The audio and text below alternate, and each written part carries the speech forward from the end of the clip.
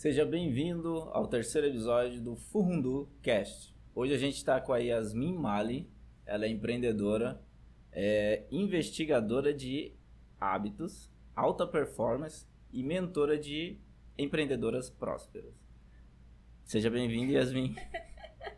Obrigada. Se eu soubesse que você ia ler minha bio, eu tinha feito toda uma outra introdução. Não, na próxima vez eu aviso. Não, é porque eu comecei agora, essa semana, um desafio. E por isso a gente tá falando de hábitos agora. O desafio dos 30 dias. Isso. Vamos chegar nele, né? Performance. Então, Yasmin, você gosta de Furundu?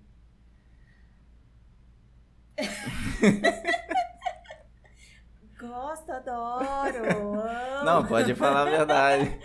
Na real, a minha mãe gosta muito. E a minha avó fazia quando era criança.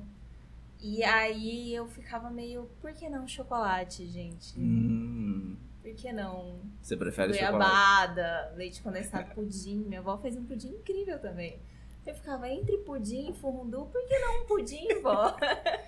Porque o furundu tava no quintal, é mais barato, né? Talvez era por isso. Nem era, ela não tinha, mas ela tinha uma memória afetiva, as duas têm, de comer furundu, da infância, do...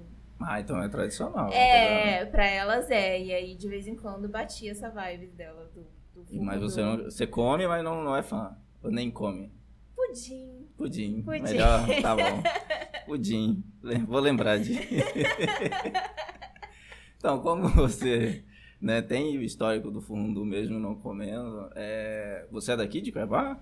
Sim, eu sou daqui, a minha família é aqui interior, né, Grande Cuiabá, assim.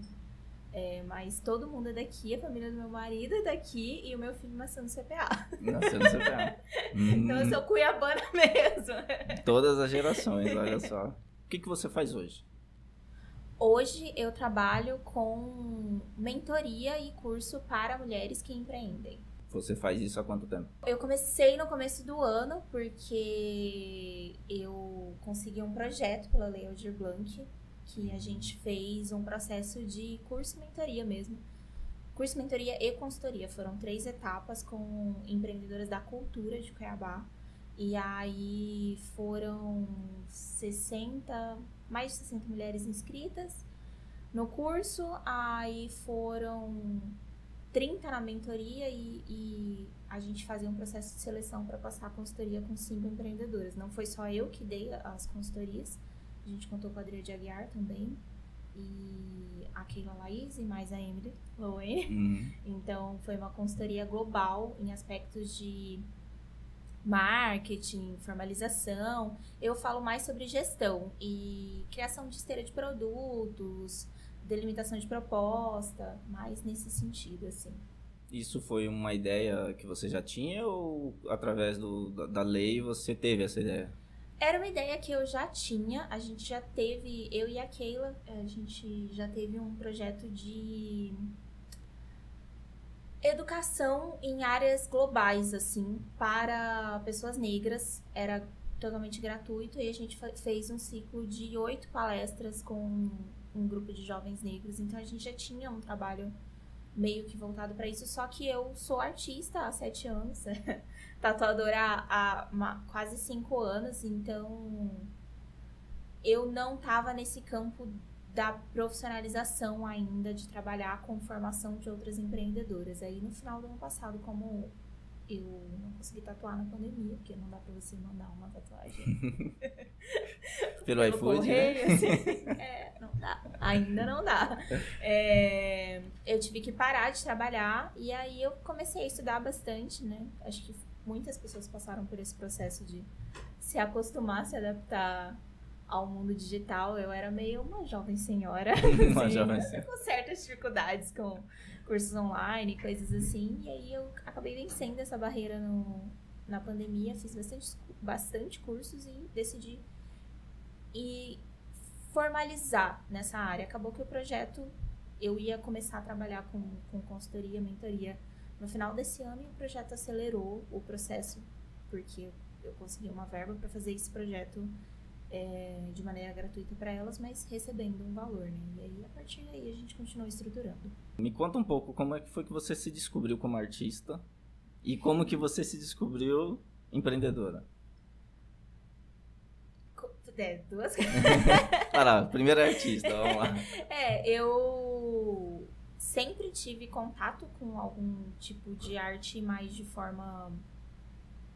Não, eu era artista nesse estereótipo que a sociedade tem do que é ser um artista, assim, meio avoada. Só faz arte. Faz umas coisas esquisitas, os pais ficam, será que vai dar certo? Será que vai dar errado? Não sei. Eu era meio que essa vibe, assim. E aí eu fiz Cefet, agora IF. Eu sou velha. Também fiz Cefet. Eu fiz Cefet, eu sou de Cefet. E aí lá tinha, né, você tinha que escolher uma ênfase em artes e eu fiz desenho. Legal. Aí foi a primeira vez que eu tive contato com teoria da arte mesmo. E a professora era meio esquisita, mas... mas eu aprendi um pouco sobre isso e... Só que eu fui fazer psicologia. Psicologia, né? Um curso muito extenso, muito difícil.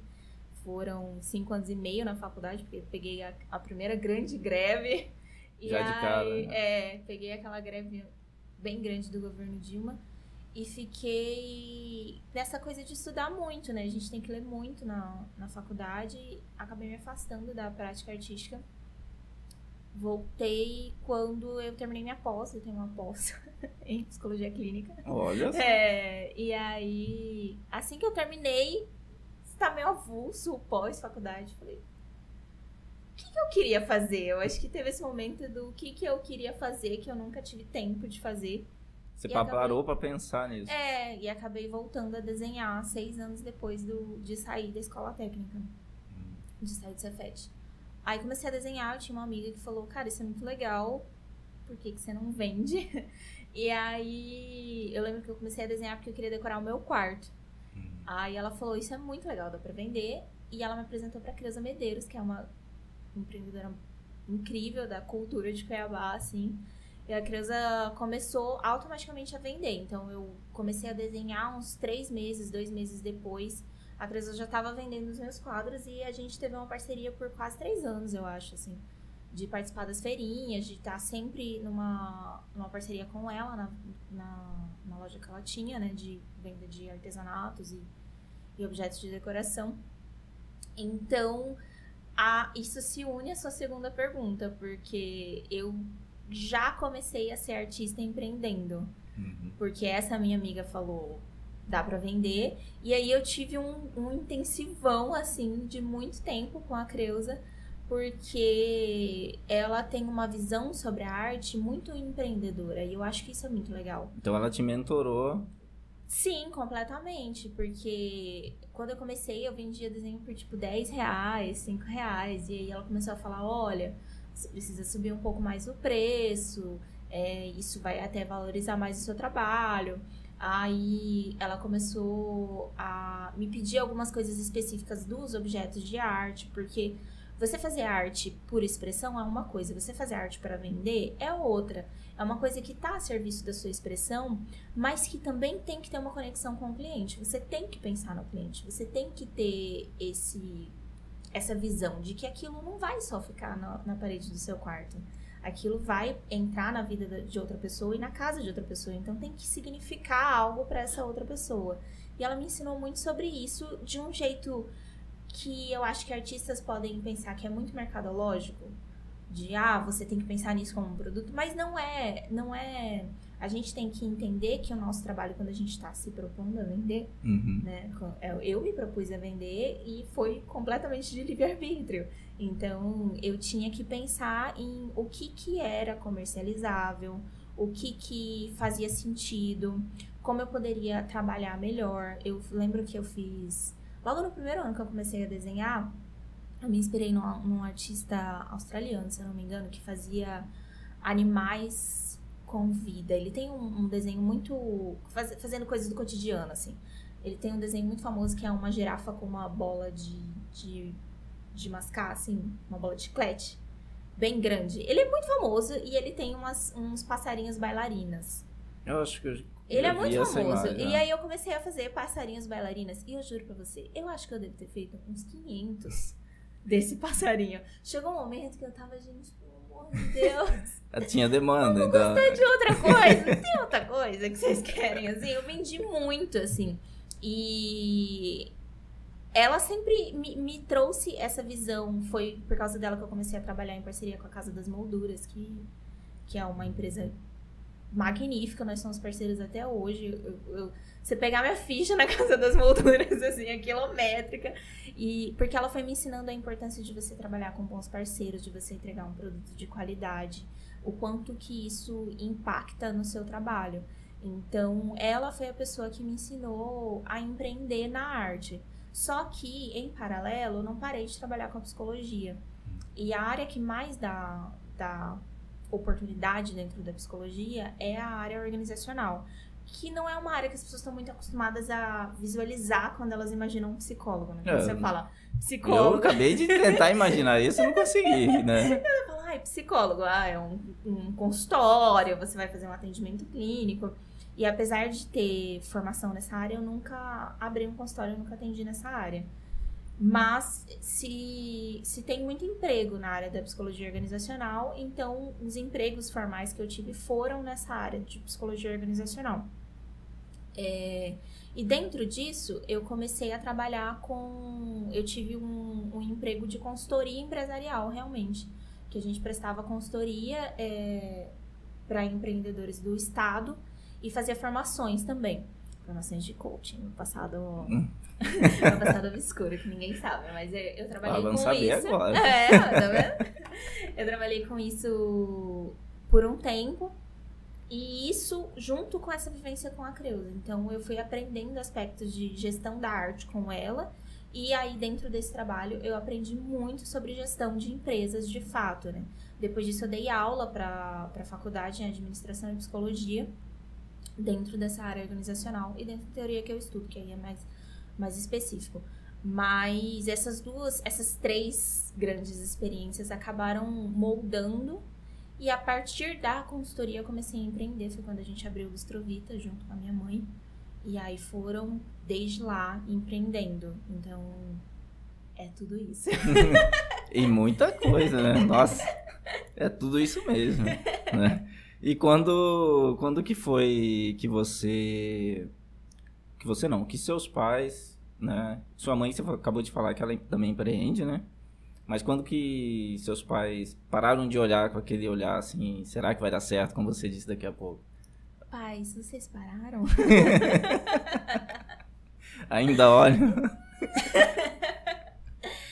Eu acho que os meus pais são funcionários públicos, mesmo que os dois empreenderam. Meu pai hoje não empreende, mas a esposa atual dele empreende. Parou porque ela teve Covid e grandes sequelas, então ela tá parada. Mas ela é uma empreendedora do ramo da beleza. Apesar dos dois terem muito contato com o que é empreender e eles terem me ensinado muito sobre empreender, eu comecei a trabalhar assim, de maneira informal, com 14, 15 anos, que eu comecei a vender trufa. Meu pai me ajudava vendendo. E eu Te ajudava a fazer? Não, eu e a minha irmã fazíamos, até a minha irmã entrar no primeiro estágio dela. Aí ele vendia no posto que ele trabalhava. Os carros passavam, ele oferecia. E aí eu chegava a vender, tipo, 20 caixinhas com 10 trufas, assim. Eu vendia pra caramba. Bastante. Eu vendia muito. Aí quando eu saí, quando ele saiu desse posto, eu entrei na faculdade, comecei a vender dentro da faculdade. Aí eu vendia na minha sala, no bloco, e oferecia... Eu era fornecedora de lanchonetes da faculdade. Olha só. Eles sempre me incentivaram a empreender, mas eles são funcionários públicos. E aí, eu acho que eles têm essa mentalidade de que tá tudo bem você empreender, desde que você tenha um fixo. Então, eles ficam esperando que eu tenha esperando você passar no concurso, né? Por favor, tenta um concurso. Aí eu vivo isso dentro de casa, né? Lá em casa todo mundo é concursado, só eu não. E aí, depois a minha irmã passou no concurso, né? Então, eu era a única que não era concursada. Mas, por outro lado, eles entendiam que era um trabalho, assim, a coisa da arte. Até porque eu sou meio diferenciada, assim, eu pego um negócio e eu fico meio focada demais, assim. Cabeça dura. Eu não faço muito, Matheus, O meu marido, ele sempre fala que ele acha chocante o quanto eu consigo tornar real uma coisa, sabe? Eu não sou muito de tipo, ai, putz, podia vender uma trufa, né? Fazer um dinheirinho. Eu sou tipo, vou vender uma trufa. E aí, de repente, eu tô produzindo 100 trufas por dia e vendendo na lanchonete. Eu tenho essa capacidade de tornar as coisas reais, assim. Você é fazedora, né? Vamos dizer assim. E aí eu não sou muito de ficar idealizando a coisa. Eu gosto de tornar real e ir a fundo nisso, assim. Quando eu comecei a trabalhar com a Creuza, logo eu tava vendendo 30 quadros por mês, 40. Nas feirinhas eu era uma das artistas que mais vendia. Na época do Facebook eu tive uma página que era até famosinha, assim. Qual que era o nome da página? Chamava Retratos pra Yaya, que era o nome da minha página, da minha marca, assim, né? Uma pessoa jovem dá uns nomes ruins pras coisas, né? Mas chegou a ter 5 mil seguidores na época do Facebook, né? Nunca consegui reproduzir isso no Instagram, mas estamos trabalhando pra isso. Vai chegar lá. Mas vamos chegar lá, vamos passar a meta. Então, eles olhavam e falavam, caramba, é esquisito, mas ela faz funcionar, sabe? Quando eu comecei... Não estão pedindo dinheiro, né? Assim, eles me ajudam muito, eles me ajudam até hoje, eles sempre me ajudaram muito, mas eu sempre tive essa capacidade de fazer um corre ali e dar um jeito, assim. Quando eu comecei a tatuar, eu decidi, falei, não, eu quero tatuar, agora eu vou tatuar. Aí comecei no estúdio, fiquei 1 mês no estúdio pra aprender o básico e fui tatuar na casa do meu pai. Eu morava com meu pai nessa época. Seu pai é policial, né? Como é que foi isso? Ele ficou meio chocado, porque um dia eu tava assim, ai pai, eu vou tatuar. E ele, tá. Aí ele me levava no estúdio e tal, ele fez esse trabalho, ficou meio assim, ficou meio assistindo, ficou meio pensando, esquisito. Aí eu falei, vou tatuar aqui em casa, pai. Aí ele... Tá, vai. Ele me deixa muito livre. E aí, eu tatuei 100 pessoas em 3 meses. Caramba. Mais de uma por dia. Eu tatuava, assim, ensandecidamente. Tudo que eu tenho de tatuagem, eu comprei com dinheiro de tatuagem. Ele nunca me deu 1 centavo pra comprar as coisas de tatuagem, assim. E eu tatuei que nem uma doida. Era absurdo a quantia de pessoas que ia na minha casa pra tatuar nos primeiros meses, assim. Aí, não tem muito espaço pra pessoa falar assim, não tá funcionando, né? Pô, não, 100 pessoas em 90 dias não era muito dinheiro, porque eu cobrava muito barato, porque eu queria aprender. Mas eu consegui fazer meu nome, consegui crescer um portfólio muito rápido.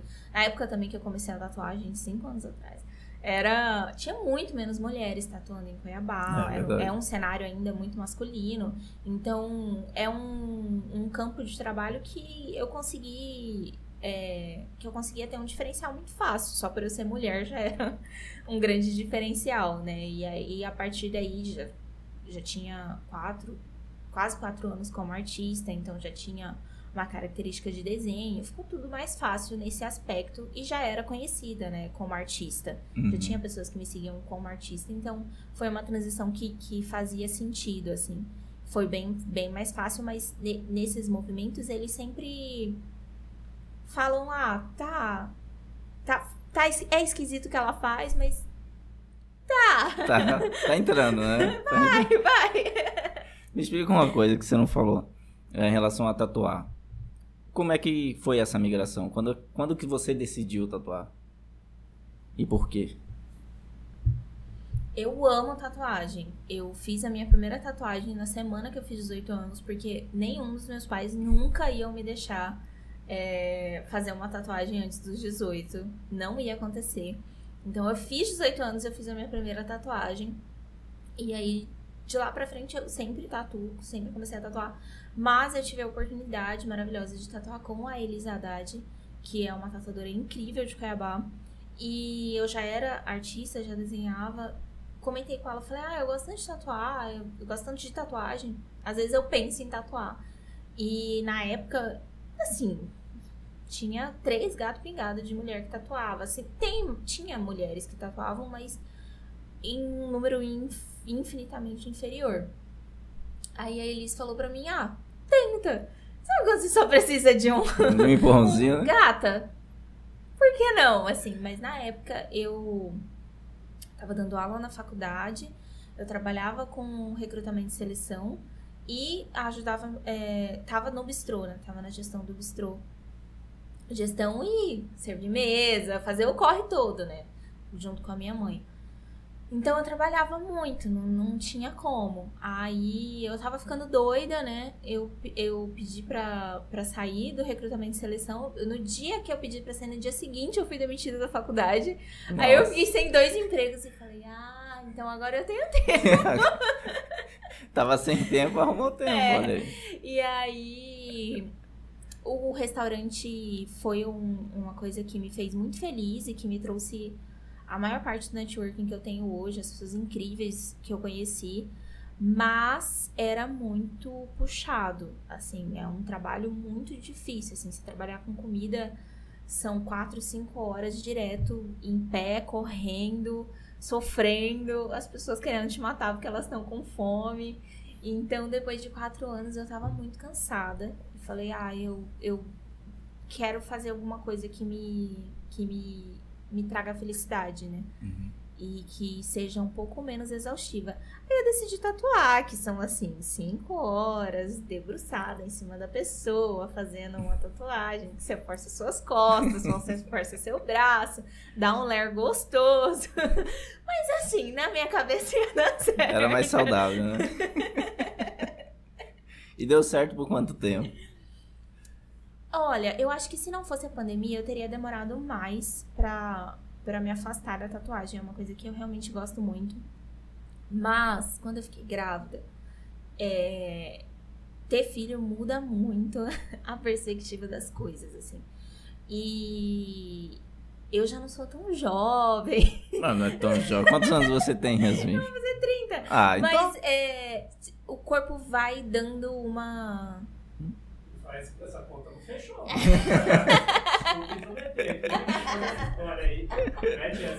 Conta aí.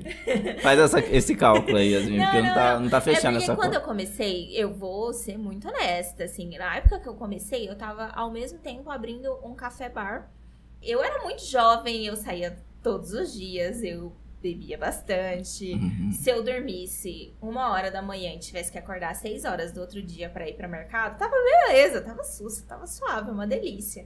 E aí, ritmo batidão também de serviço, né, de prestação de serviço, de venda de produto alimentício, era tão difícil quanto restaurante, assim, de fazer mercado. As pessoas olham de fora um negócio e não veem o trabalho braçal daquilo, assim. É muito trabalho braçal plus tatuar. E aí eu tatuava bastante nessa época. E o meu corpo aguentava, assim. A primeira vez que eu vi o meu corpo não aguentar foi quando eu fiquei grávida. Que aí a profissão tatuar é uma coisa que não parece, mas é um esforço físico muito grande, muito, muito grande. E chegou um momento, eu sou muito pequena, eu tenho 1,5 m, 1,56 assim. E o meu bebê não era um bebê pequeno. Então chegou um momento que a barriga não dava, assim. Aí você tem que sentar no chão pra passar um estêncil, você tem que se abaixar, você fica o tempo todo inclinado. É muito difícil você tá no seu centro de equilíbrio enquanto você tá tatuando. Fora que a maior parte dos tatuadores vai desenvolver ler, ou já desenvolveu. É um trabalho muito difícil e a gente tem um problema nesse braço, a maior parte dos tatuadores tem um problema no braço esquerdo. Porque é um braço que você tem que fazer muita força sem apoio físico. Nada te apoia. É um braço que você segura no ar e faz força mesmo, força física. Por 4, 5 horas ao longo do dia. Então, tem gente que tem um problema no pulso. Eu desenvolvi um problema no fim da escápula. Caramba. E aqui, no trapézio, assim. E a primeira vez que eu travei por causa de dor de tatuagem foi no ano que eu engravidei. Eu fui pra Curitiba. Eu fiz uma viagem muito, muito extenuante, assim. Eu fui pra São Paulo, aí fui de ônibus pra casa de uma amiga e depois fui pra Curitiba de avião. voltei pra São Paulo, voltei pra Cuiabá. Quando eu cheguei em Curitiba, tava muito frio e aí eu tive uma contratura no músculo que eu não conseguia virar, assim. Nossa. Muita dor. Foi a primeira vez que eu tive que parar por causa de dor. Tinha cliente em Curitiba. Eu vim, mas não vou te atender. Não dá, assim. Deu um ruim aqui que eu não sei o que foi. Aí depois engravidei. Quando eu tava grávida, eu fui no estúdio de um tatuador muito antigo de Cuiabá. E aí o cara tinha feito uma cirurgia na laringe, porque a gente passa muito tempo dentro do ar, fechado, né? Quando você começa uma tatuagem, você não pode parar. Né? Mesmo que a gente esteja aqui, tá gravando, se eu falar assim, ai, tô muito apurada pra ir no banheiro, você vai falar, óbvio, né? Você pode ir, né? Você pode dar uma pausa pra um respiro e tal. A tatuagem, você começa... Você pode ter pausas, mas em geral você vai trabalhar pelo menos 2 horas direto ali naquela pele, com uma pequena pausa e mais um tempo. Então é um trabalho extenso em tempo, difícil o tempo. Ele teve que fazer uma cirurgia no pulso esquerdo e a coluna dele, ele tava com uma hérnia na parte de baixo da coluna. Aí eu olhei aquilo e falei... essa é uma profissão de alto risco. Fora o fato de que a gente se arrisca o tempo todo, porque a gente trabalha com objetos perfuro-cortantes e a gente conta com a segurança da pessoa de falar a verdade, de que ela não tem nada e tal. Mas se eu me perfurar, vou ter que tomar um remédio que regaça o rim. Enfim, são muitas coisas. Quando eu tive o meu filho, quando eu fiquei grávida, eu achei que eu ia ser a grávida que trabalha até o final da gestação. E aí, quando eu tive meu filho, eu não conseguia. Quando eu tive o meu filho, quando eu engravidei, eu parei por 4 meses. Eu perdi um irmão no meio da minha gestação. E a gente passou por um luto. E aí, eu tive o filho.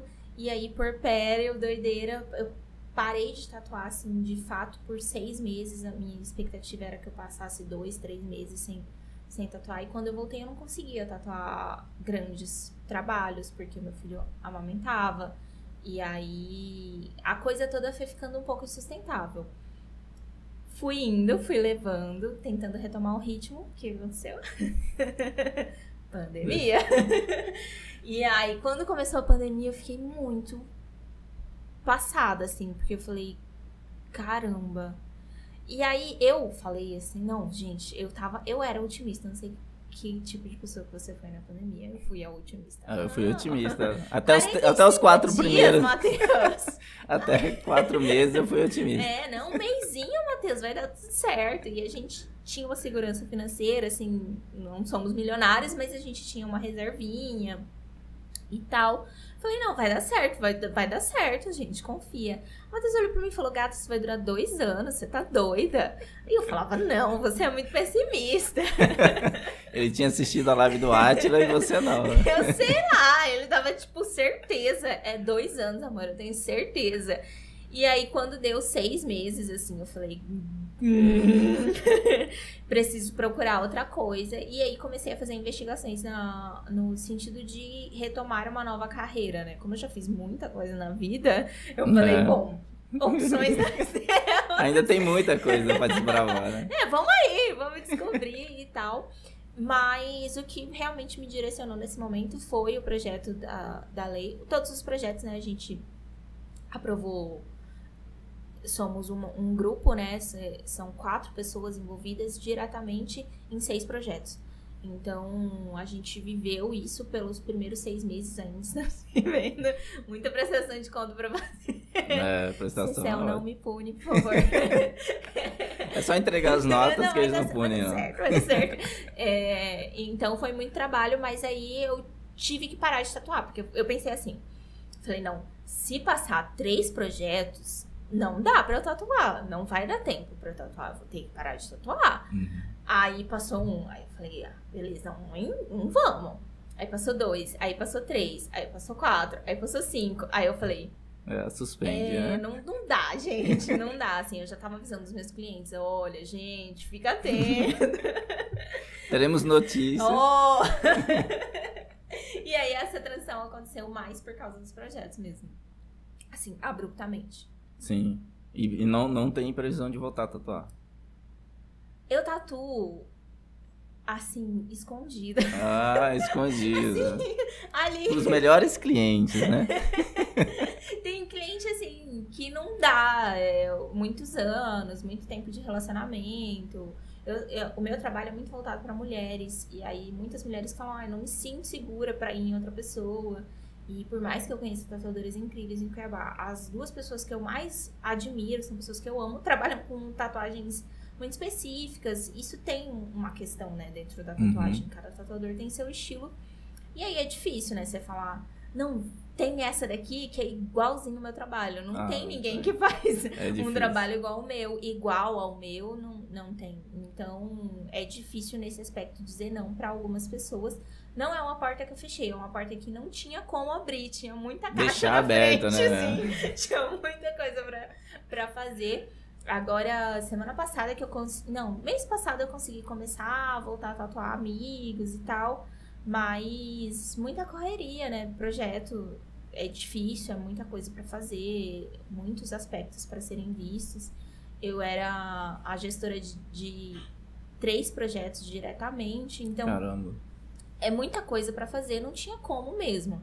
Agora, eu realmente não sei. Eu sei que o meu corpo não aguenta ser uma profissional da tatuagem. Você gastou sua bateria muito cedo, né? Você queimou na largada. Tem muita coisa pra viver ainda. Muita coisa. Me conta como é que é... Você é sócia do Bistrô, né? Você falou que é da sua mãe. É. Como é que é empreender em família, assim? Porque todo mundo...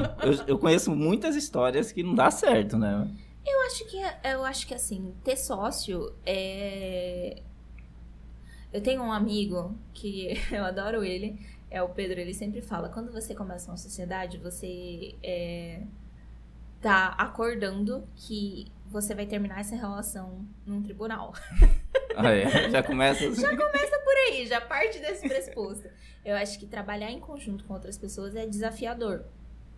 É extremamente desafiador. Se é a sua família, se é o seu companheiro, a sua companheira, se é um amigo, se é uma pessoa que é desconhecida, é desafiador. Porque vocês vão ter que correr uma maratona naquelas dinâmicas do saco.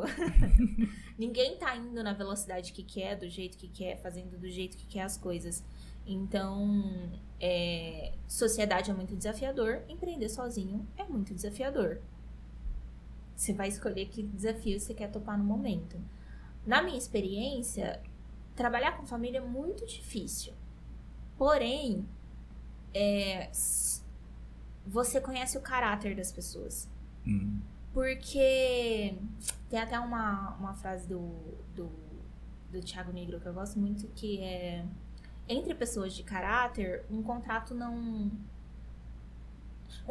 nunca, na verdade é isso, um contrato nunca é válido, nunca faz sentido de fato. Porque entre pessoas de caráter ele não faz sentido, ele não é necessário. E entre pessoas sem caráter, ele não faz sentido, ele não é necessário. Não existe nada que um contrato possa impedir de acontecer. Exato.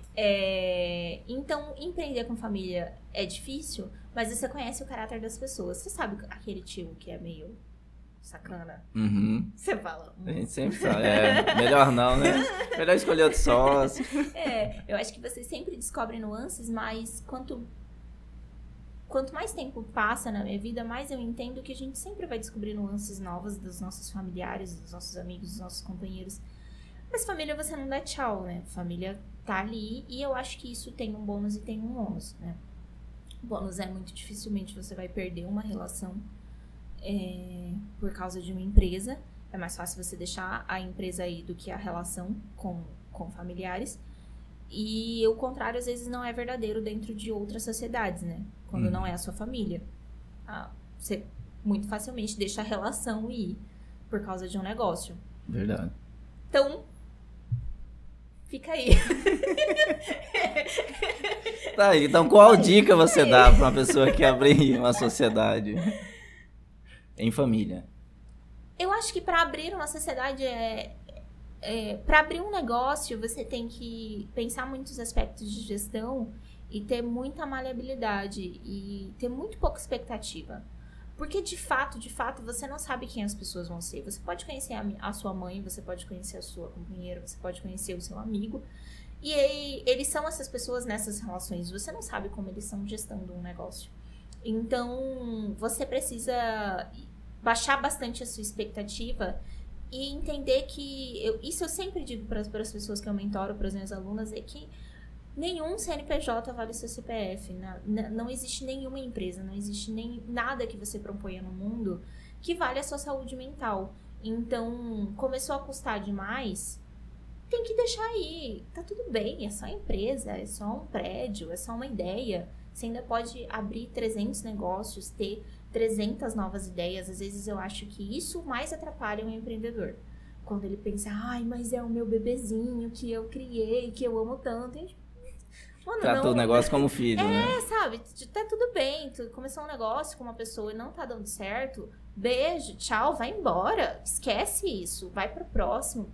Porque, às vezes, a gente mesmo tá segurando o nosso sucesso por uma idealização do que você gostaria que fosse. Se não é, não é. Não tá sendo bem sucedido, não tá sendo legal, não tá sendo gostoso. Não é.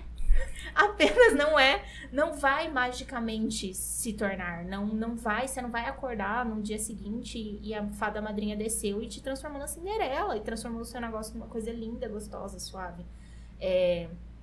Eu acho que o mais importante do empreendedor é saber a hora de sair. E nas relações isso é muito importante. Principalmente se você estiver falando com família. Porque nenhum negócio vai valer a sua relação familiar. Se é uma relação que você gosta, que você cuida, que você quer manter. Porque se você abrir um negócio com um familiar é porque você gosta dessa pessoa. No mínimo, assim, né? Vale a pena? Não vale a pena. Não vale. Estão milionários? Está dando muito dinheiro? Aí você vê se dinheiro vale mais do que essa relação. Pode valer. Mas se não tá dando dinheiro, que é o que mais comumente acontece, se tá dando só dor de cabeça, se tá dando estresse. Porque a verdade é que se uma sociedade não tá dando certo, ou ela não tá dando dinheiro, ou ela tá dando muito dinheiro e alguém tá levando mais. Ou alguém tá levando mais do que o devido. Sim. Porque se estamos ambos milionários trabalhando juntos, beleza.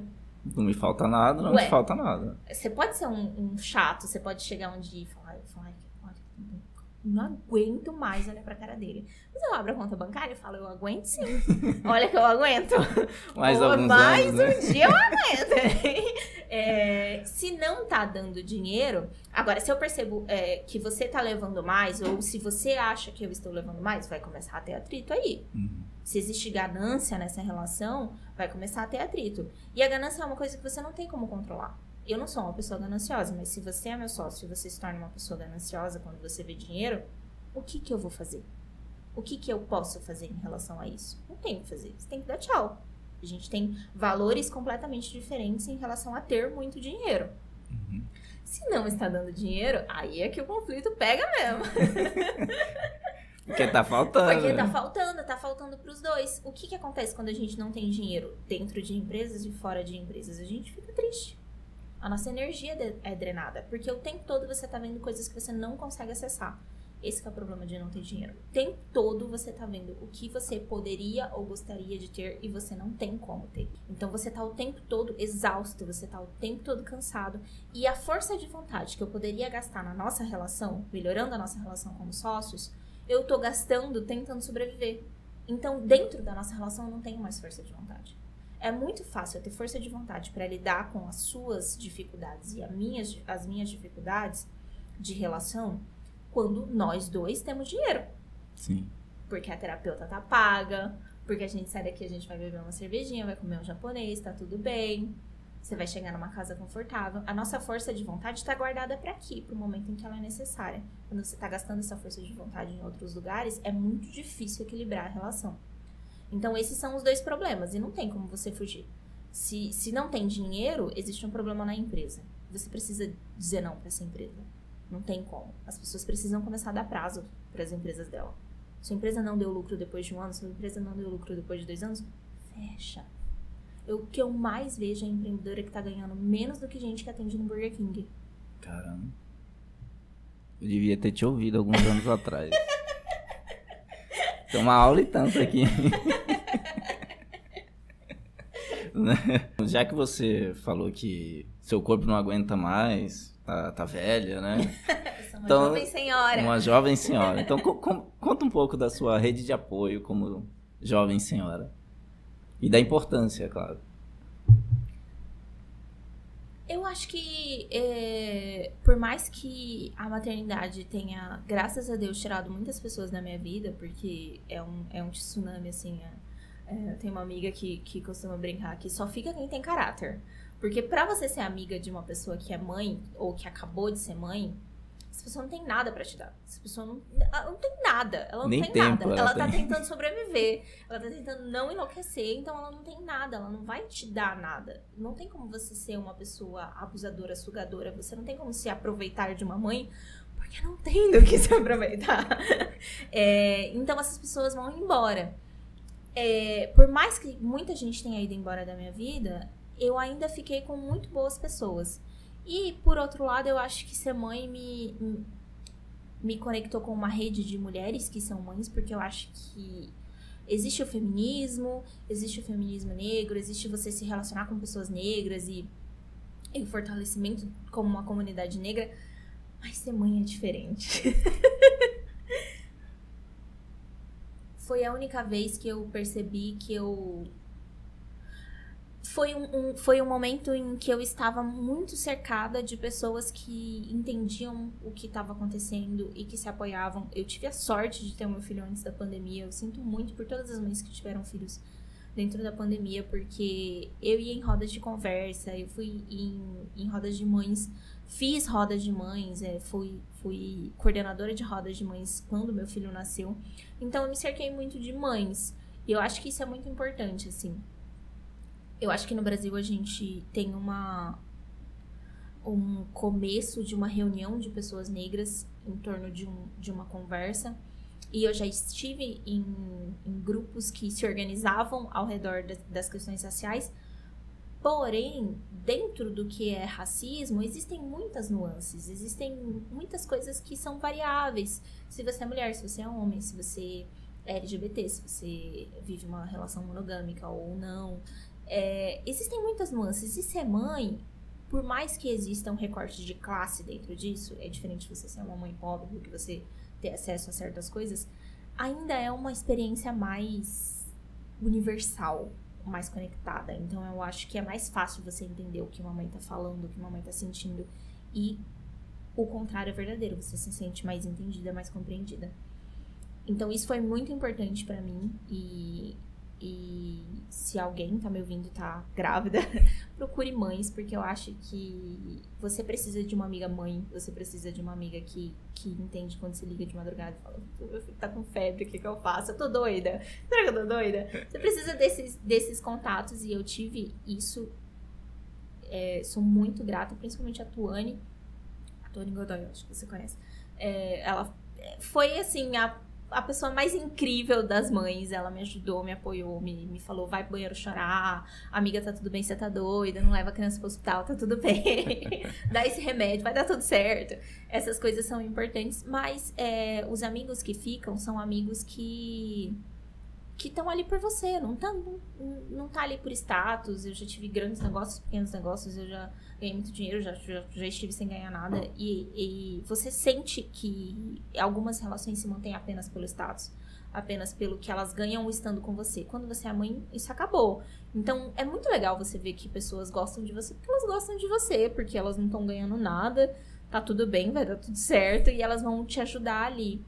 E o apoio da família vem também muito forte, e a compreensão que eu tenho hoje da minha mãe, a relação que eu tenho hoje com a minha mãe é com certeza muito melhor, porque hoje eu sou mãe, e aí existe uma correlação. Eu acho que a maturidade ajuda, óbvio, mas a relação muda, né, quando você está no lugar que a pessoa já esteve. Isso porque minha mãe foi mãe muito jovem, então eu fico pensando, gata, arrasou, fez o melhor que pôde, com os recursos que tinha, isso aí, melhor mãe, cadê o prêmio dela? Assim.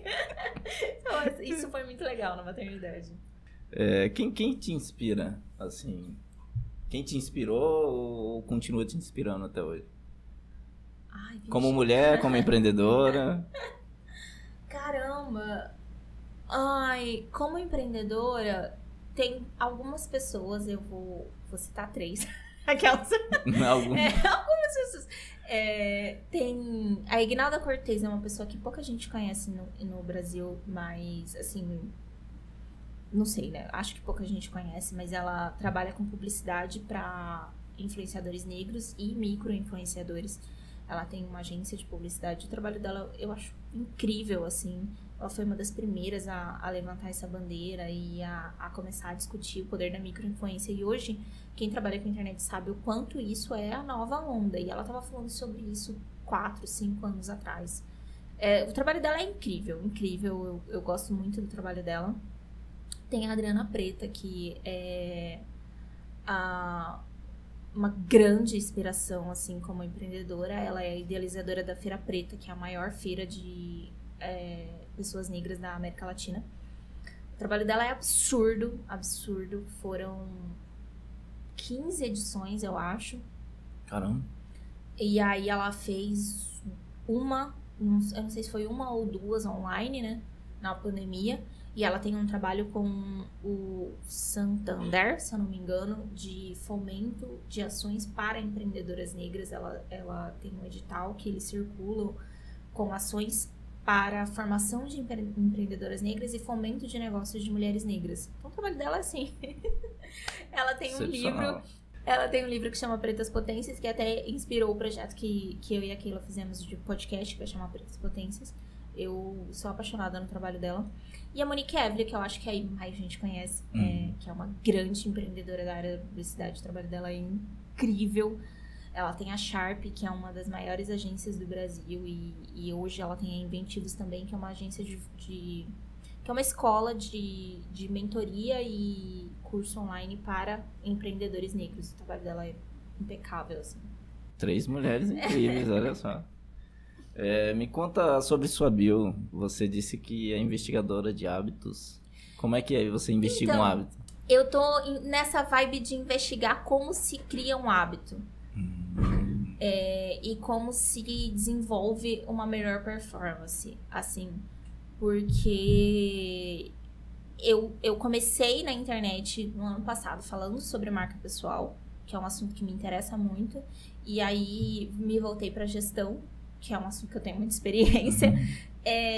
Mas a gente como produtor de conteúdo e a gente como empreendedor de uma forma geral, a gente tem que entender que a gente tem que falar o que a pessoa... a língua que a pessoa entende. Então, eu fui entendendo que as pessoas são muito interessadas em produtividade. Mas como ser mais produtiva? Como eu posso ser mais produtiva. E como empreendedora, você sabe que uma pessoa é uma boa gestora quando ela é uma pessoa de hábitos. Todo dia ela faz isso, isso e isso. Toda segunda ela faz isso. Toda sexta ela faz isso. Isso é uma das bases do que eu ensino para empreendedoras. Você precisa criar o que dentro da psicologia, dentro da administração, a gente chama de procedimento operacional padrão. É uma palavra muito chique. E grande, né? Grande. Fala de novo. Procedimento operacional padrão. É muito conhecido como POP dentro do contexto POP é mais legal. Organizacional.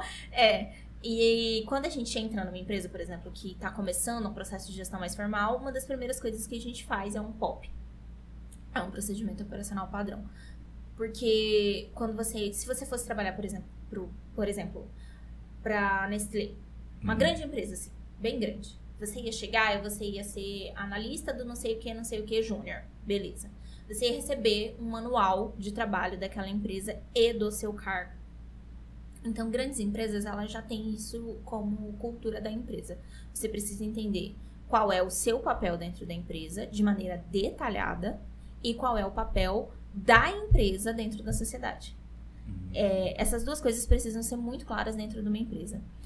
E eu aprendi isso dentro da psicologia. Porém, quando você vai aplicar em pequenos negócios, as pessoas não pensam dessa forma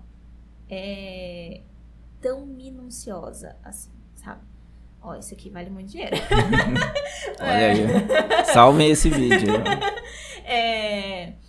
O que você tem que pensar como empreendedor? Você tem que ser o mais tedioso possível.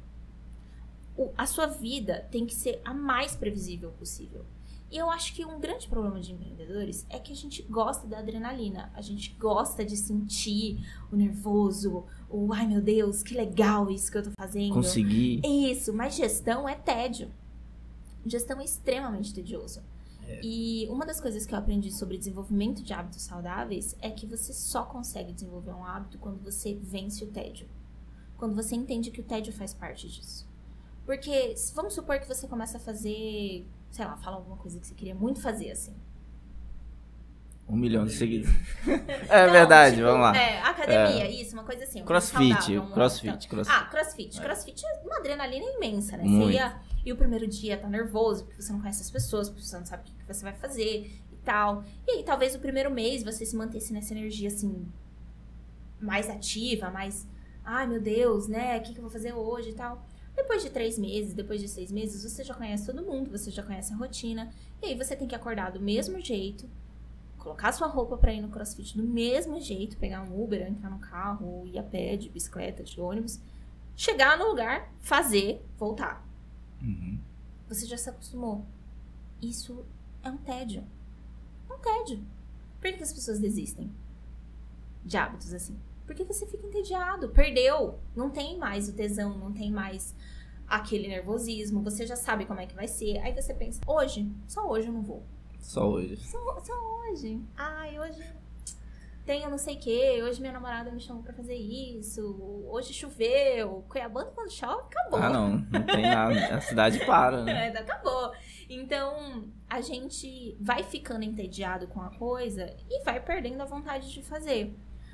Como empreendedor, a primeira vez que você tem que pensar sobre alguma coisa, a primeira vez que você tem que resolver alguma coisa no seu negócio, é sempre muito emocionante. Mas você, todo dia, tem que abrir seu Instagram, responder os seguidores, fazer não sei o que, postar não sei o que, abrir a sua conta, falar com o seu contador, abrir o MEI, esses processos do cotidiano, eles são chatos. Sim. São extremamente entediantes.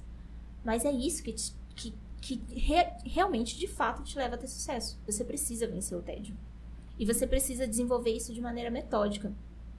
Porque se você conta com a sua memória, não, eu tenho que resolver aquele negócio do contador. Não vai lembrar.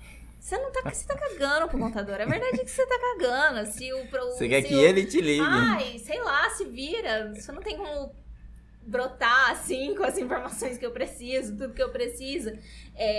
A gente precisa criar métodos. Como psicóloga, eu aprendi a fazer isso de maneira técnica. Isso é legal. Porque faz parte da nossa formação dentro da psicologia organizacional, mas também é uma expertise da administração.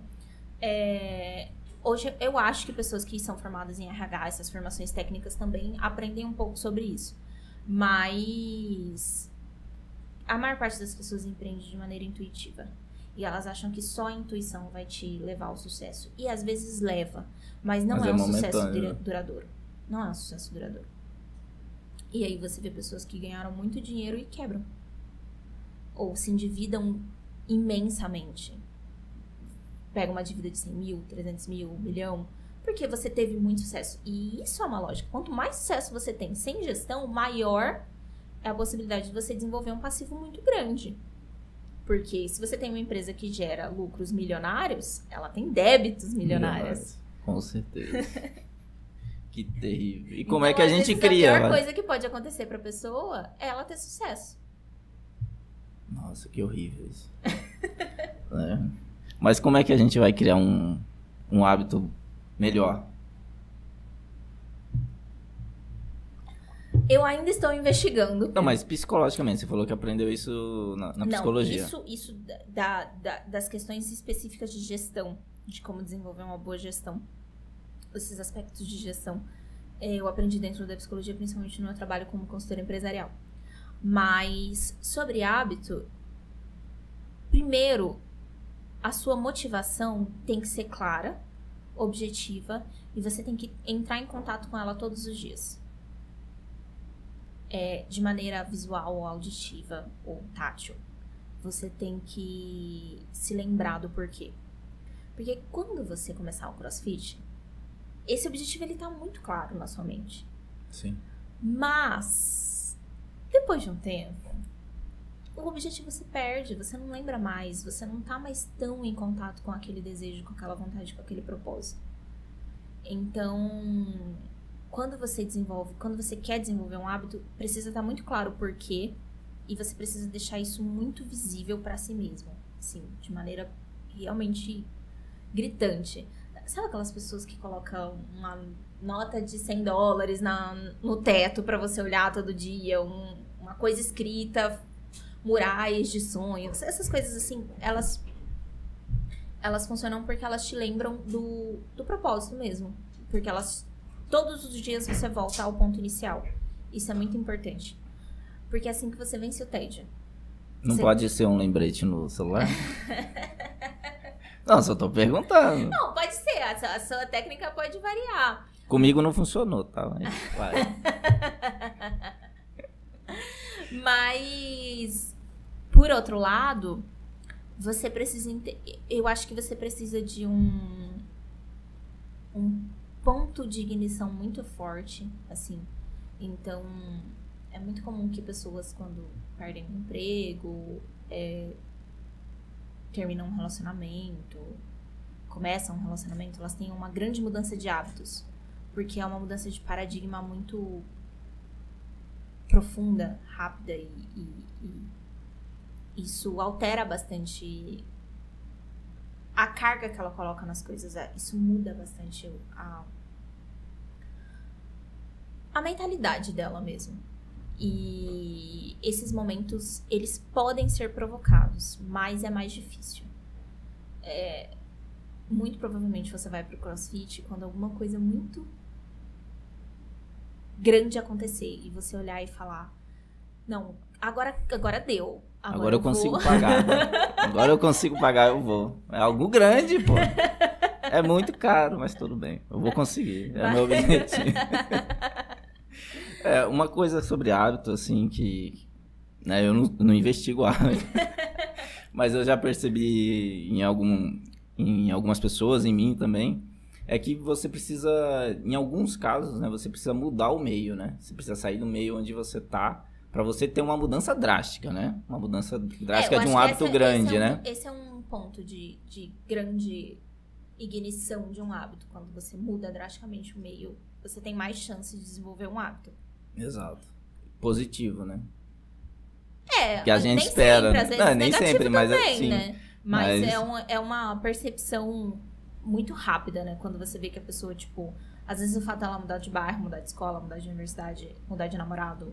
Mudar de emprego. Essas coisas fazem com que ela tome uma direção muito diferente. Mas o que eu acho que é realmente um diferencial em desenvolvimento de hábito é que você precisa entender. Entendendo por que vale, você precisa entender que você consegue. Você quer, você consegue. Porque tem um cara, o JJ, que ele fala, a gente pega muito leve com a gente. Sim, isso é verdade. Muito leve. A gente pensa, eu mereço. Só uma sonequinha. Mais 5 minutinhos. Só mais 5. Não, hoje eu não vou. A gente pega muito leve com a gente. E ao mesmo tempo a gente se cobra muito. A gente se cobra muito mais do que a gente cobraria uma criança. Sim.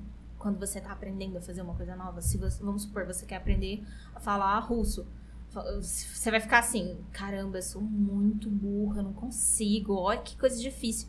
Mas quando a gente olha uma criança aprendendo, ela vai levar dos 2 até os 8, 10 anos pra falar de maneira fluida e ela ainda vai errar muita coisa. E a gente acha que tá tudo bem. Então, por um lado, a gente pega muito leve com a gente e quando a gente erra, a gente pega muito pesado. Então, a gente tem uma maior dificuldade de nos colocar ao risco de aprender. Eu acho que quando você quer desenvolver um hábito, você tem que primeiro aprender a aprender. Você precisa aprender. Aceitar que precisa, né? Não é porque você já é adulto que você já sabe tudo. E aprender, ter a humildade de aprender, ter a consciência do que é o fato de aprender, que você vai se expor ao ridículo e que você não vai ser bonito, não vai ser gostoso, não vai ser legal. Qualquer novo hábito que você começar, não vai ser gostoso. A não ser que você queira desenvolver um hábito que não é saudável. Vou desenvolver o hábito de comer chocolate todo dia. Esse... Aí esse é gostoso. Mas hábitos saudáveis, em geral, eles não se expõem ao ridículo. Quando você quer aprender uma coisa nova, isso te expõe ao ridículo. E você tem que estar aberto para isso. Você tá aberta pra comer fondue? Eu já comi muito fondue. Por que você não me oferece pudim? É um hábito mais saudável, olha. Por que não? Não podia deixar passar essa. O que mais te brilha os olhos, assim? Hoje como empreendedora, como mãe, como mulher. Na sua fase nova, o que mais te brilha os olhos? Te dá tesão em fazer?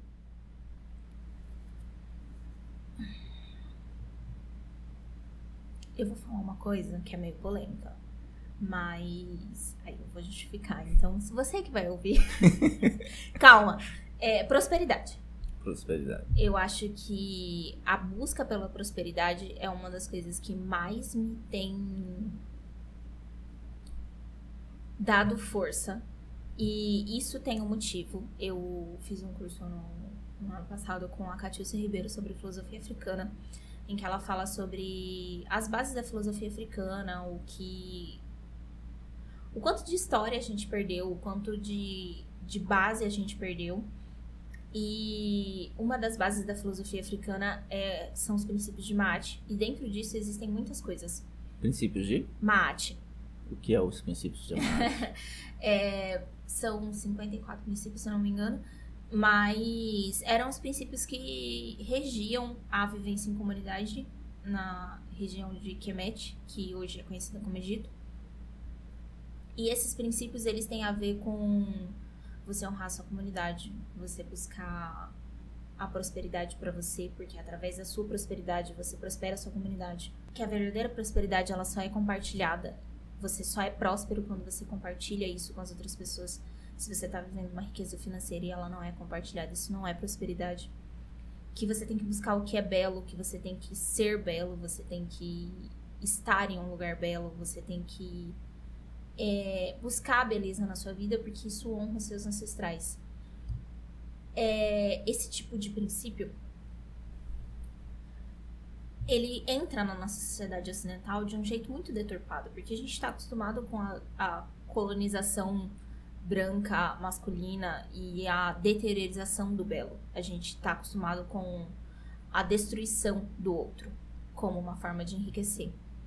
E aprender sobre Maat me fez entender que existe uma outra forma de prosperar e o quanto a prosperidade é importante para mim e para minha comunidade. Então, isso é a pauta principal do que eu ensino hoje para as minhas alunas e para as mulheres que eu mentoro. Porque a gente perdeu... É quase que feio você querer ficar rico. É quase que como se fosse um desvio de caráter você querer almejar a prosperidade. E isso 10 vezes mais em mulheres e 20 vezes mais em pessoas negras. Porque parece que você só vai... Parece que se você enriquecer, você tá se tornando uma pessoa pior, né? E principalmente mulheres... É muito difícil a mulher se colocar num lugar de ambição. De eu sou uma mulher ambiciosa, eu quero ficar milionária, eu quero ganhar muito dinheiro, eu quero ter muitos funcionários. Porque automaticamente uma mulher que é dona de um negócio, ela já vai ser lida como uma mulher agressiva, como uma mulher rude, como uma mulher difícil de lidar. Esse é um lugar muito comum para mulheres que empreendem, principalmente mulheres que gestam lugares, que realmente coordenam lugares. Então... Existem 2 movimentos comuns de mulheres que empreendem. Ou elas se tornam muito dóceis, muito fofas, muito amáveis, muito queridas, muito mães. Elas se colocam nesse lugar e quando você é mãe, você não quer pra si. Você não quer tanto, você divide, você dá. Esse lugar que não é nem um pouco ambicioso. Ou a gente vê aqueles clichês, sabe aqueles clichês de comédia romântica, a mulher super ambiciosa, que aí ela não casou e ela não teve filhos, porque ela vive pro trabalho, até ela conhecer um homem que faz ela mudar de ideia e perceber que a vida vale a pena. Esse lugar da mulher ambiciosa que vendeu a alma, que é uma pessoa má, que é uma pessoa que não entende o valor da vida. Existem esses 2 clichês sobre mulheres que empreendem. E hoje, o que eu mais tento ensinar para mulheres é que não vale a pena empreender se não for para prosperar. Não faz sentido. Não vale a pena. Não tem como valer a pena. Empreender só pra pagar os boletos não vale a pena. Só pra pagar os boletos? Por que você não vira funcionário de uma empresa, então? Você só quer pagar boletos? Você vai entrar no seu trabalho, bater o seu ponto, se preocupar só na hora que você tá ali. Você empreende, você sabe o quão difícil é. Você tá o tempo todo preocupado, você tá o tempo todo atarefado, sobrecarregado, tendo que pensar em diversas coisas, às vezes tendo a vida de pessoas sob a sua responsabilidade. Isso é muito grande. Você quer passar por isso pra pagar boleto? Entendo. Boletinho? Boletinho. Que seja um boletão, né? Não faz sentido você se colocar nesse lugar, você sofrer tanto pra só sobreviver. Ninguém tem que só sobreviver. Não é justo que ninguém só sobreviva. E não é justo que você pague a conta do só sobreviver porque nós vivemos num país extremamente desigual, porque o governo não ajuda, porque existe muito machismo, racismo nesse país. Não é justo que você assuma essa conta. A gente, às vezes, empreende por sobrevivência. E eu entendo. Nós estamos em um país em que a maior parte das empresas fecham em 2 anos. Nós estamos em um país em que a maior parte das pessoas que empreendem são mulheres e elas empreendem por um motivo, porque elas não têm espaço nos locais tradicionais de trabalho. Então eu entendo. Mas, quando eu vejo uma empreendedora que está ganhando R$300 por mês, R$600 por mês, R$800 por mês, gata, você não está empreendendo. Isso é degradante. Isso não é empreender. Você tá tentando sobreviver. E se você tá tentando sobreviver, vai procurar um trabalho. Às vezes você precisa que o emprego CLT sustente o seu sonho. Ah, é meu sonho, eu sempre quis fazer isso. Beleza. Mas paga as contas. Você precisa pagar as contas. A gente precisa... O que eu costumo dizer é... Você já tem muita coisa contra você. Se você é mulher, se você é uma pessoa negra, se você é uma pessoa LGBT... Já é pesado demais. Você vai botar nas suas costas uma cruz imensa de uma empresa que não dá lucro. Por quê? Já é difícil sem isso. Por que você escolhe carregar uma cruz que não precisa? Eu acho que a gente tem que apostar nos nossos sonhos. Eu acredito em apostar em projetos que não são lucrativos, mas eu acredito muito na conta de luz. Assim... Ela chega todo mês. E com bandeiras, né? Com tem bandeiras. Surpresas ainda. Então, tem coisas que não é o seu sonho, gata. Não dá conta. Eu me sinto muito feliz quando uma pessoa, uma empreendedora que passa na minha mão, faz uma consultoria comigo, ou fecha uma empresa ou vai procurar um emprego. Eu me sinto muito feliz. Eu amo. Porque eu penso, você parou de bater a cabeça na parede. Parou de tentar tirar leite de pedra. Não tem como. A gente tem que lidar com dados. Empresas são um conjunto de dados. Um montante de dados. Empresa não é bambolô. Bambolô. Explica aí o que é bambolô. Tá vendo? Sou velha. Tô vendo. Tô quase convencido. Mas não é uma terra linda que você vai chegar e vai caminhar sobre um caminho de tijolos de ouro. Não é. É difícil, é pesado e é muito mais fácil você fazer isso com capital. Uhum. Eu já abri empresa sem capital. Como é que foi? Horrível! Horrível! Você sofre, você se descabela, você tem que trabalhar muito. Então... Hoje, eu não faço mais isso. Não tem. Pra mim, assim, você quer abrir uma empresa, você precisa de capital. Ah, não, eu quero abrir uma empresa sem capital? Beleza. Você vai fazer o que é necessário pra conseguir capital. Porque as pessoas, elas confundem o final com o começo. Tem gente que pode se dar o luxo de começar de um ponto médio. Começar uma empresa muito bem estruturada. Isso exige capital. Uhum. Você não tem capital... Você vai ter que limpar chão, você vai ter que fazer o que você não gosta, você vai ter que aprender sobre marketing, você vai ter que aprender sobre finanças, você vai ter que aprender sobre contabilidade. Colocar a cara nas redes sociais. Ai, eu odeio fazer reels. Você tem dinheiro? Pra pagar alguém pra fazer, né? Você não tem dinheiro, gata? Acabou, vai ter que fazer. E as pessoas não querem pagar o preço de não ter o dinheiro. As pessoas não querem. Ah, é muito difícil fazer o gerenciamento de um Instagram. Pô? Sério? Não, porque fazer publicidade na TV era assim... Era muito fácil, né? Panfletar. A pessoa fala pra mim, que ela odeia trabalhar com Instagram, eu penso, você nunca panfletou, né? Faltou um panfletinho no sua pra você entender o que era publicidade barata. E ainda assim, nessa época, você tinha que ou pagar alguém pra panfletar pra você, ou ir lá você, ficar embaixo de sol, ficar entregando, falando, oi, tudo bem, eu tenho um restaurante. Com a camiseta colorida, bonés, né, a barreta. Isso é humilhante, isso é degradante, isso é chato, isso é ruim. Isso te expõe a uma situação de violência. E paga mal. Fazer rios é difícil? Qual é o parâmetro de comparação? Não tem. Né? Nenhum. E aí, ai, mas nossa, eu não entendo nada de Instagram. Então você não tinha que estar fazendo isso. E eu sinto muito. Você quer empreender? Você precisa de marketing, gestão, financeiro, contabilidade. Acabou. Se você vai pagar alguém ou se você vai aprender, é uma decisão sua. Se você não tem dinheiro, deixa de ser uma decisão. Uhum. Não é uma escolha. Já tá decidido. Já tá decidido. Não tem o que escolher. Não tem. E eu acho que isso é muito complicado, assim, mas eu fui muito longe. Não, eu entendo toda a contextualização. E como é que você mentora mulheres? Como é que é a dificuldade de mentorar essas mulheres? Quando elas não têm essa visão de empreender e quando elas entendem o que é empreender, o que acontece? Assim, o que mais surge para você de surpresa? Eu tive a honra de mentorar bastante mulheres esse ano. E depende muito, assim. Depende muito. O caminho correto é você perceber que você não tinha uma empresa. Falar... Na verdade, eu não tinha uma empresa, menina. Tinha um CNPJ, eu mas não tinha. não tinha uma empresa. Eu era o que eu chamo de freela. As pessoas acham que elas são empreendedoras, mas elas são freelancers.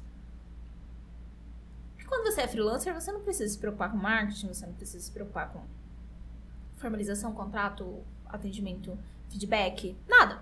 Uhum. Você vai lá, presta um serviço e vai embora. Acabou. E as pessoas acham que elas são empreendedoras, elas são freelancers. Então, existem alguns caminhos. Algumas pessoas se deparam com o fato do dinheiro. E elas acham que elas vão conseguir. Eu tenho a sorte... Na verdade, não tenho a sorte. Eu tenho um posicionamento bastante estratégico dentro das redes sociais. E eu uso as minhas redes sociais há mais de 5 anos. Apenas para trabalho. Então, essas pessoas não chegam até mim. Eu faço um posicionamento muito, muito forte para que... Não faz sentido. Você vai me pagar R$900 por uma mentoria pra eu falar, então, cara, você é pobre? Não deu. Não faz sentido. O posicionamento estratégico dentro da internet é pra você receber as pessoas que têm o mesmo pensamento que você. Se alguém pensa diferente de mim, tudo bem, vai fazer seu corre, vai defender o que você acredita e pronto, acabou. Você não vai ser meu cliente. Dentro das mentorias em específico, o meu trabalho ele é muito selecionado. Então, às vezes você precisa demitir um cliente antes dele entrar. E falar, não, gata, você não vai ser minha cliente. E acabou. Porque o quê? Porque eu tenho caixa. Eu abri uma empresa com caixa. Eu abri uma empresa com um tempo previsto. Quanto tempo eu posso fazer isso? Quanto tempo eu posso tentar? Acabou. Eu já abri muita empresa. Então, assim, mais um CNPJ... Tá tudo bem, eu não tenho apego. E por outro lado, eu tenho o aporte financeiro para falar para qualquer cliente. Eu não preciso de você. Isso é muito importante, porque quando você precisa de um cliente, você faz coisas que você não gostaria de fazer. Isso é horrível. Então não entra na minha mentoria pessoas que não pensam assim. Que pensa que vai dar certo, que, sei lá, acredito muito em propósito. Essas coisas que estão meio aqui na moda, assim. Você tem que acreditar nos seus sonhos. Sua missão de vida. Sua missão de vida, você vai fazer dar certo. Não entra, apenas não entra. Quem entra, aconteceu várias vezes já de eu pegar empreendedoras que não estão tendo lucro e o que acontecer com essas pessoas, elas irem para emprego CLT. O que é ótimo, porque quando você não está tendo lucro e você não tem caixa ou não tem uma outra fonte de renda ou uma pessoa que te dê um aporte financeiro, você tem um tempo menor para fazer essa empresa funcionar. Você tem uma urgência ali que é um tempo muito pequeno. Então, eu gosto muito quando as empreendedoras vão para CLT, porque esse tempo fica mais elástico. Ela pode planejar melhor. Não é que ela pode planejar melhor, ela pode dar mais tempo para a empresa funcionar. Empresas precisam de um tempo para funcionar. Mesmo que você tá arrasando no processo de gestão, ainda assim você vai ter captação de cliente, fidelização, desenvolvimento de produto. Existem uma série de coisas que vão sendo alinhadas ao longo do tempo. E, em geral, se leva 2 anos para você ter uma empresa que, de fato, lucra. Se ela estiver fazendo a gestão certinha. Então, 2 anos sem uma fonte de renda é muito tempo. Se você não tem um emprego CLT, você não tem como dar esse tempo de respiro para a empresa. Você vai matar a sua empresa.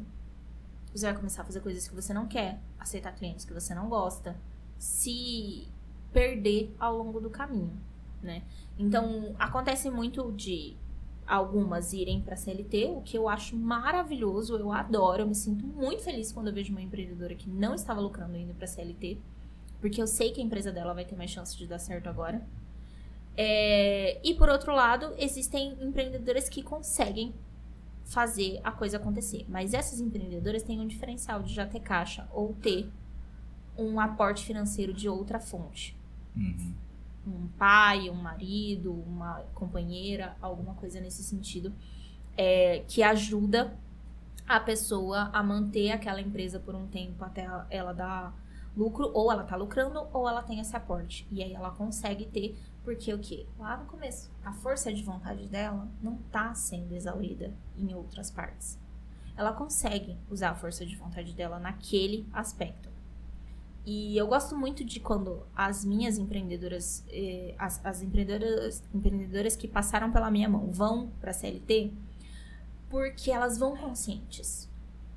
É diferente você trabalhar numa coisa que você não gosta, porque você não tem opção, porque você está desesperado, porque gastou tudo.